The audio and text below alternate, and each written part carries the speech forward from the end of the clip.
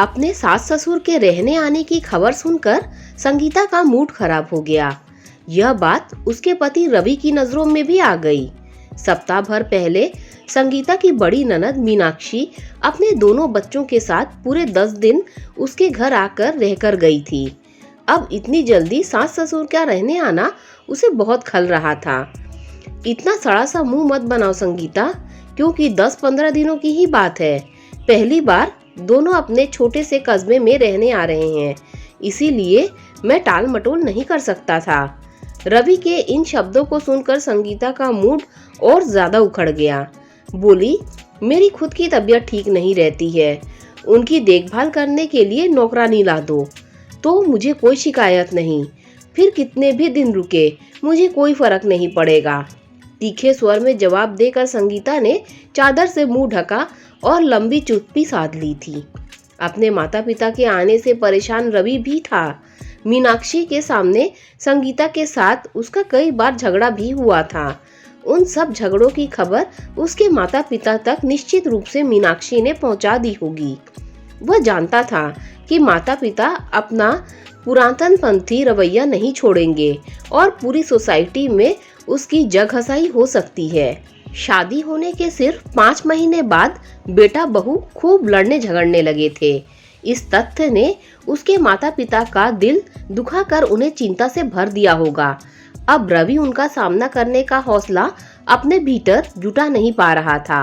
वह कोविड-19 का बहाना बनाकर उन्हें टालता रहा था, पर अब कोई बहाना नहीं चल रहा था। लगभग ऐसी ही मनोस्थिति संगीता की भी थी। काम के बोझ का तो उसने बहाना बनाया था। वह भी अपने सास ससुर की नजरों के सामने खराब छवि के साथ आना नहीं चाहती थी। उनका चिंता करना, यह समझना उसे अपमानजनक महसूस हो रहा था और वह उस स्थिति से सामना करने से बचना चाहती थी। रवि के माता पिता कोविड-19 के दिनों में अकेले ही रहे थे और अकेलेपन को सहज लेते रहते थे। अगले दिन शाम को उसके सास ससुर उनके घर पहुंच गए। दोनों में से किसी ने भी रवि और उसके बीच 2 साल से चलने वाले झगड़ों की चर्चा नहीं छेड़ी। उसे 2 सुंदर साड़ियों का उपहार भी मिला। सोने जाने तक समय इधर उधर की बातें करते हुए बड़ी अच्छी तरह से गुजरा और संगीता ने मन ही मन बड़ी राहत महसूस करी। अपने सास ससुर के सामने ना आपसे मैं उलझूंगी ना मुझसे झगड़ना। संगीता के इस प्रस्ताव पर रवि ने फौरन अपनी सहमति की मुहर सोने से पहले ही लगा दी थी। अगले दिन शाम को जो घटा उसकी कल्पना भी उन दोनों ने नहीं करी थी। रवि अपने दोस्तों के साथ शराब पीने के बाद घर लौटा। वह ऐसा अक्सर सप्ताह में 3-4 बार करता था। इसी कारण उसका संगीता से खूब झगड़ा भी होता था।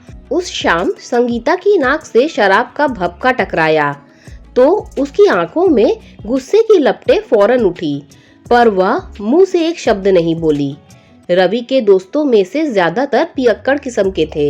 रवि की जमात के लोगों को ऊंची जाति के लोग दोस्त नहीं बनाते थे और उसे सड़क छाप आधे पढ़े लिखे लोगों को अपना दोस्त बनाना पड़ता था, जो सस्ती शराब भर भर के पीते थे। उसकी माँ आरती मुस्कुराती हुई अपने बेटे के करीब आई तो शराब की गंध उन्होंने भी पकड़ी। रवि, तूने शराब पी रखी है? आरती ने चौंक कर पूछा। एक दोस्त के यहाँ पार्टी थी, थोड़ी सी जबरदस्ती पिला दी उन लोगों ने। उनसे बचकर रवि अपने शयन कक्ष की तरफ बढ़ा। आरती ने अपने पति रमाकांत की तरफ घूमकर उनसे शिकायती लहजे में कहा, मेरे बेटे को यह गंदी लत आपकी बदौलत मिली है। बेकार की बकवास मत करो। रमाकांत ने उन्हें फौरन डपट दिया। मैं ठीक कह रही हूँ। आरती निडर बनी रही। जब यह बच्चा था तब इसने आपको शराब पीते देखा और आज खुद पीने लगा है। मुझे शराब छोड़े 10 साल हो गए हैं। जब ब्लड प्रेशर बढ़ गया और लीवर खराब होने लगा तब छोड़ा आपने पीना। मैं लगातार शोर मचाती थी कि बच्चे पर बुरा असर पड़ेगा, पर मेरी कभी नहीं सुनी आपने। मेरा बेटा अपना स्वास्थ्य अब बर्बाद करेगा और उसके जिम्मेदार आप होंगे। अपनी बेकार की बकबक बंद कर, बेवकूफ औरत। उनकी गुस्से से भरी चेतावनी के बावजूद आरती ने चुप्पी नहीं साधी तो उनके बीच झगड़ा बढ़ता गया। संगीता अपनी सास को दूसरे कमरे में ले जाना चाहती थी, पर असफल रही। रवि ने बारंबार रमाकांत से चुप हो जाने की प्रार्थना करी, पर उन्होंने बोलना बंद नहीं किया। रमाकांत को अचानक इतना गुस्सा आया कि नौबत आरती पर हाथ उठाने की आ गई। तब संगीता अपनी सास को जबरदस्ती खींचकर दूसरे कमरे में ले गई। रवि देर तक अपने पिता को गुस्सा न करने के लिए समझाता रहा। रमाकांत खामोशी से उनकी बातें सिर झुकाए सुनते रहे। उनके पास से उठने के समय तक रवि का नशा गायब हो चुका था, जैसे उसने शराब पी ही नहीं थी। सारा झगड़ा उसके पिता की शराब पीने की पुरानी आदत को लेकर हुआ था। कमाल की बात यह थी कि उसे दिमाग पर बहुत जोर डालने पर भी याद नहीं आया कि उसने कभी अपने पिता को शराब पीते देखा हो। शादी के बाद संगीता ज्यादा दिन अपने सास ससुर के साथ नहीं रही थी। उनकी आपस में लड़ने झगड़ने की क्षमता देखकर उसे अपने रवि के साथ हुए झगड़े बौने लगने लगे थे। रविवार के दिन आरती और रमाकांत का एक और नया रूप उन दोनों ने देखने को मिला। आरती के द्वारा पूछे गए एक सवाल के जवाब ने कहा, इन्हें घूमने जाने या फिल्म देखने को बिल्कुल शौक नहीं है। मुझे फिल्म देखे हुए महीनों बीत गए हैं। बकवास हिंदी फिल्में सिनेमा हॉल पर देखने में 3 घंटे बर्बाद करने का क्या तुक है। रवि ने सफाई दी। फिर केबल पर दिन रात फिल्में आती रहती हैं। टीवी पर फिल्में देखकर यह अपना शौक पूरा कर लेती हैं। माँ, नेटफ्लिक्स भी है, बहुत सीरीज हैं, उन्हें देखे ना। असल में तुम बाप बेटे दोनों को ही अपनी अपनी पत्नी के शौक पर खर्चा करना अच्छा नहीं लगता। आरती ने अपनी बहू का हाथ प्यार से अपने हाथ में लेकर शरारती स्वर में टिप्पणी करी। तुम हर बात में मुझे क्यों घसीट लेती हो? अरे, मैंने तो शादी के बाद तुम्हें पहले साल में कम से कम 50 फिल्में दिखाई थी। रमाकांत ने तुनक कर सफाई दी। फिल्में देखने का शौक आपको था, मुझे नहीं। तू तो हॉल में आंखें बंद करके बैठी रहती थी। अपने पति के कटाक्ष को नजरअंदाज कर आरती ने मुस्कुराते हुए संगीता से कहा, मुझे चाट खाने का शौक था और इन्हें एसिडिटी हो जाती थी बाहर का कुछ खाकर। तुम्हें एक घटना सुनाऊं? सुनाइए मम्मी। संगीता ने फौरन उत्सुकता दिखाई। तेरे ससुर शादी की पहली सालगिरह पर मुझे आलू की टिक्की खिलाने ले गए। टिक्की की प्लेट मुझे पकड़ाते हुए बड़ी शान से बोले कि जाने मन, आज फिर से करारी टिक्कियों का आनंद लो। तब मैंने चौंक कर पूछा कि मुझे आपने पहले टिक्की कब खिलाई? इस पर जनाब बड़ी अकड़ के साथ बोले कि इतनी जल्दी भूल गई? अरे, शादी के बाद हनीमून मनाने जब मसूरी गए थे, क्या तब नहीं खिलाई थी एक प्लेट टिक्की? आरती की बात पर संगीता और रवि खिलखिला कर हंसे। रमाकांत झेपे झेपे अंदाज में मुस्कुराते रहे। शरारत भरी चमक आंख में लाकर आरती उन्हें बड़े प्यार से निहारती रही। अचानक रमाकांत खड़े हुए और नाटकीय अंदाज में छाती फुलाते हुए रवि से बोले, झूठी सच्ची कहानियां सुनाकर तेरी माँ मेरा मजाक उड़ा रही है। यह मैं बर्दाश्त नहीं कर सकता। आपको इस बारे में कुछ करना चाहिए पापा। रवि बड़ी कठिनाई से अपनी आवाज में गंभीरता पैदा कर पाया। तू अभी जा और पूरे 100 रुपए की टिक्की चाट लाकर इसके सामने रख दे। इसे अपना पेट खराब करना है तो मुझे क्या? बात मेरी चाट की नहीं, बल्कि संगीता के फिल्म न देख पाने की चल रही थी साहब। आरती ने आंखें मटकाकर उन्हें याद दिलाया। रवि, रमाकांत ने सामने बैठे बेटे को उत्तेजित लहजे में फिर से आवाज दी। जी पिताजी। रवि ने फौरन मदारी के जमूरे वाले अंदाज में जवाब दिया। क्या तू जिंदगी भर अपनी बहू से फिल्म न दिखाने के ताने सुनकर अपमानित होना चाहेगा? बिल्कुल नहीं। तब 4 टिकट फिल्म के भी ले आ मेरे लाल। ले आता हूँ, पर 4 क्यों? हम दोनों भी इनकी खुशी की खातिर 3 घंटे की यातना सह लेंगे। जी। रवि की आवाज कुछ कमजोर पड़ गई। अपने घटिया मुकद्दर पर आंसू बहा लेंगे। जी, कभी कभी आंसू बहाना आंखों के लिए अच्छा होता है बेटे। जी। जा, फिर चाट और टिकट ले आ। लाइए पैसे दीजिए। अरे, अभी तू खर्च कर दे, मैं बाद में दे दूंगा। उधार नहीं चलेगा, मेरे पास सिर्फ 2-2 हजार के नोट है, मैं तुड़ा देता हूँ, मुझ पर विश्वास नहीं तुझे? रवि मुस्कुराता हुआ खामोश खड़ा रहा। तभी संगीता और आरती ने कंजूस कंजूस का नारा बार बार लगाना शुरू कर दिया। रमाकांत ने उन्हें नकली गुस्से से घूरा, पर उन पर कोई असर नहीं हुआ। तब वे अचानक मुस्कुराए और फिर अपने पर्स से निकालकर उन्हें 500 के 2 नोट रवि को दे दिया। आरती और संगीता अपनी जीत पर खुश होकर खूब जोर जोर से हंसी।